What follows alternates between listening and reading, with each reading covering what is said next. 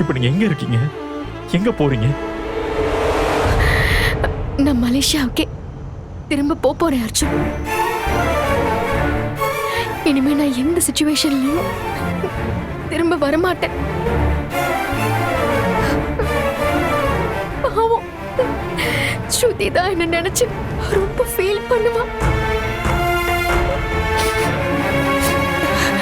நீங்க கொஞ்சம் அவளை பார்த்துக்கோங்க.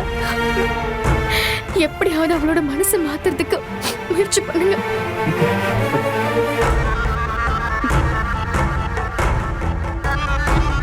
ஸ்ருதி கண்டிப்பா உங்களை மிஸ் பண்ணுவா.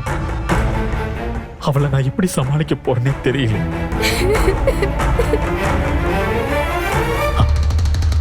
ஆனா ஒரு வகையில நீங்க எடுத்த முடிவு நல்லதுதான் காவியா. நான் கூட இவங்க எல்லார் கூடயும் சேர்ந்து உங்களை கல்யாணம் பண்ணிக்க சொல்லி ஃபோர்ஸ் பண்ணேன். அது பெரிய தப்புன்னு இப்ப நான் புரிஞ்சுக்கிட்டேன். ஏன்னா உங்களால வேற ஒரு லைஃப்ல நிம்மதியா வாழ முடியாது. அங்கேயே நீங்க கில்ட்டா தான் இருப்பீங்க. அது வேண்டாம். என்னைக்காவது நம்ம திரும்ப மீட் பண்ற மாதிரியான சிச்சுவேஷன் வந்தா. இல்ல அர்ஜுன், நாம இனிமே மீட் பண்ணவே கூடாது. எல்லாத்தையுமே மறந்துருங்க. இனி உங்க லைஃப பத்தி மட்டும் யோசிங்க. பார்வதி, ஸ்ருதி, உங்களுக்கு பொறுக்க போற குழந்தை, இதுதான் உங்களோட உலகம். அவங்களுக்காக மட்டும் வாழுங்க.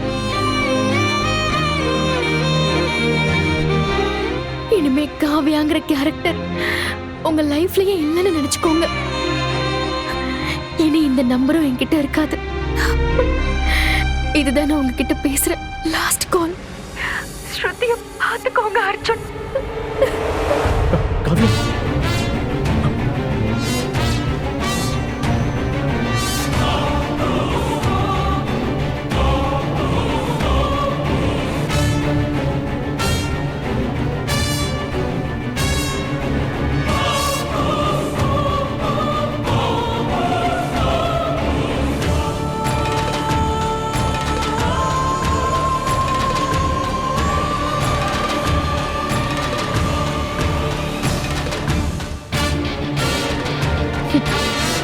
இத்தனை நாள் சொன்னத பார்வதி நம்பவே இல்லைல்ல.